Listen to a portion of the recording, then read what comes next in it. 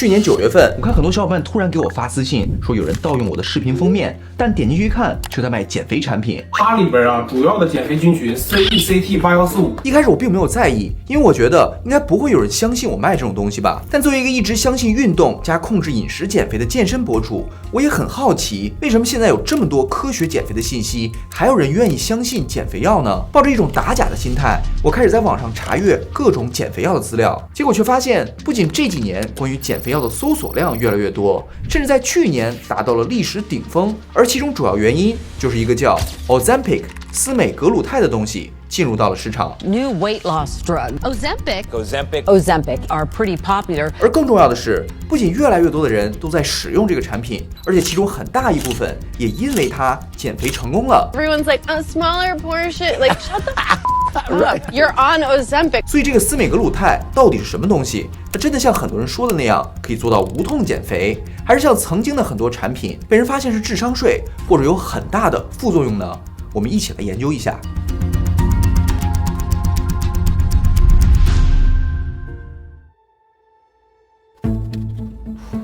要想知道这个减肥药为什么能引起这么大的关注，我们首先得了解它的前辈们都是什么样子的。其实早在公元前2世纪，就有人类利用药物减肥的记录。当时的希腊医生认为，肥胖是由体液失衡导致的，因此他们就用泻药和催吐来进行治疗。而到了3000多年前的印度，人们认为肥胖是一种浮肿，所以医生就用豌豆粉和狼的皮毛对患者进行按摩，来试图治疗肥胖。再往前2000年，医学典范的作者阿维森纳提出，在进食前洗澡可以防止食物被身体吸收。而随着哥伦布发现了新大陆，人们发现烟草似乎可以抑制肥胖，但很快也发现了它的成瘾性。直到1839年，因为细胞理论的提出，才开始慢慢出现各种现代的减肥药。当然，一开始就有人认为肥胖并不是一种疾病，所以应该通过运动和控制饮食来解决。但因为既痛苦，见效又慢，所以我们仍然在不断寻找可以无痛减肥的东西。这张图是近100多年我们批准上市过的减肥药，其中有一些大家可能听说过，比如1933年的2硝基苯酚，本来是用于制作弹药的成分，被偶然发现可以提高代谢率，但使用一段时间后，很多患者都出现了皮疹甚至失明的问题，所以在5年内就被禁止了。又或者是1997年上市的西部曲明，它是通过抑制脑内的神经元来增强饱腹感，但上市13年后才发现它会大大增加心血管疾病和中风的风险，而被彻底禁止。而这个今天不需要处方也能买到的奥利司他，它可以减少我们对于脂肪的吸收，但不仅长期使用效果非常有限，还会产生油性腹泻等问题。尽管我们一直在开发新型的减肥药，但它们要不就是效果不明显，要不就是有效，但长期使用的副作用也很大。那难道这个2017年才被批准上市的司美格鲁肽就能逃过这个命运吗？徐医生你好。Hello，我想问一下，为什么这个司美格鲁肽可以帮助我们减肥呢？因为当我们吃东西的时候，我们体内的肠道细胞会产生一种叫 GLP-1 的激素，这种激素会和我们胃里的 GLP-1 受体结合，缓解食物的排空速度，增强饱腹感。但是天然的 GLP-1 它的半衰期只有1到2分钟，也就是几分钟之后它就会失去作用。而司美格鲁肽呢，更像是一种人工合成的 GLP-1， 它通过改变 GLP-1 的结构，使其半衰期达到了7天左右，也就是很长时间内你都会有饱腹感。不仅如此，我们大脑中也有 GLP-1 的受体，除了和下丘脑附近的受体结合抑制食欲之外，甚至还可以作用于我们的奖励系统，来影响我们食物的一个来源。那相比于其他的减肥药，司美格鲁肽有哪些不同或者优势呢？首先，它是有一个显著的减重效果，很多文献报道它有高达15%的体重降幅。安全性上考虑，恶心呕吐并不是很常见，有些人会有一点便秘，排除了禁忌症的话，相对于其他药物来说是在能够接受范围内。也就是从目前看来，司美格鲁肽可能真的做到了比之前的减肥药更有效，同时副作用更小。难道它真的可以解决困扰我们多年的肥胖问题吗？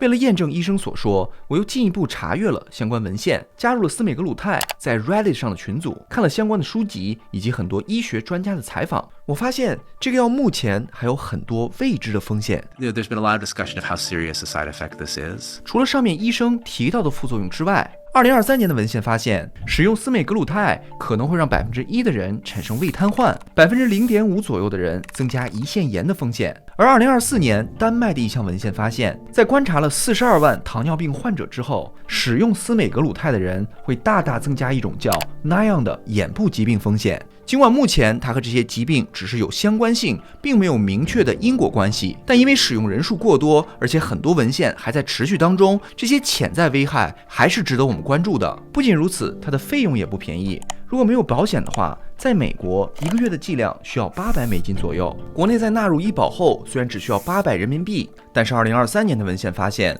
使用者一旦停药，体重就会大幅度反弹。所以作为一个需要长期使用的药物，对于绝大多数人来说都是一个不小的经济负担。但尽管有这些问题，越来越多的人都在使用这个药。 The market for weight loss drugs is just getting started and could become the highest grossing drugs of all time. 2024年的一个调查发现，约1%的美国人都用过或正在用这个药。这不仅让他的母公司诺和诺德成为了欧洲市值最高的公司，而且因为需求量过大，被 FDA 常年标为短缺的状态。您周围的人现在有没有使用这个药的？坦白来讲的话，还蛮多的。我现在家里也有一支。看到这儿，可能有小伙伴会问，这个药明明还有这么多的问题，为什么大家似乎都在 all in 这个东西呢？ I think you've really got to weigh two sets of risks. You've got to weigh the risks of these drugs, and you've got to weigh that against the risks of continuing to be obese. 就像 Magic Pill 的作者 Johann Hari 所说，相比于这个减肥药，持续肥胖所带来的健康问题往往会更加严重。当 BMI 大于30的时候，不仅会增加产生这些疾病的风险，而且会严重影响他们的日常生活。 I have struggled heavily with depression and suicidal thought all the time. I was literally getting notes handed to me saying that I was like a fat whale. It really messed me up. I was 12 years old. 作为一个健身博主，我仍然推荐大家应该先用运动和控制饮食来减肥。但是如果我们看近些年肥胖率的数据，就会发现，对于很大一部分人群，只是宣传这些是远远不够的。司美格鲁肽这种药物的出现，给了那些已经尝试过各种方法但都减肥失败了的人新的希望。可这又产生了新的问题，难道我们以后只能依赖这些药物来解决肥胖问题吗？就没有别的方法？2010年，科学家们做了一个非常有意思的实验。他先给一群老鼠准备了足够的健康食物，这些老鼠每天吃饱了就不再吃了。紧接着，他们在保留健康食物的同时，又给他们准备了芝士蛋糕等高热量的食物。就像大家想象的那样，他们几乎再也不碰健康的食物，仅仅6周就从正常的体型变得异常肥胖。他们就像进入到了一个由垃圾食品造的公园一样，到处都是诱惑，完全无法控制食欲。而我们现在所处的食品环境，就像这个公园一样，充满了唾手可得、超高热量的重度加工食品。 Who can starve themselves in the land of plenty? When you're surrounded for giant, juicy, delicious, tasty burgers and pizzas and fries and cakes and candies and all kinds of great shit, you have to choose to never be satisfied. 其实，在加工食品被广泛推广前，我们全球的肥胖人数只有4%左右，而这几十年来已经增加了3倍以上。在加工食品最发达的美国，甚至达到了40%。也就是说，现在的肥胖问题就是我们自己创造的食品环境导致的。